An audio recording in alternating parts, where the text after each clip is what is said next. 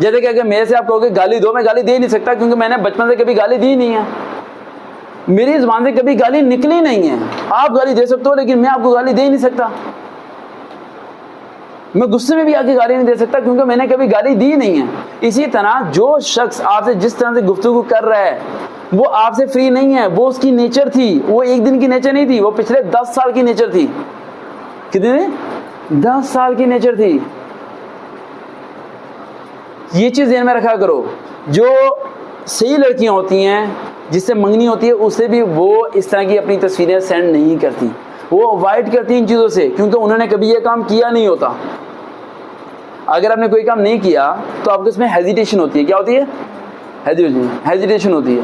جیسے کہ میں آپ کو کہتا ہوں گلے میں کھڑے ہو ایک لڑکی کو چھیڑ کے آ جاؤ، آپ کہو گے نہیں سر جی میں نے کبھی چھیڑا ہی نہیں۔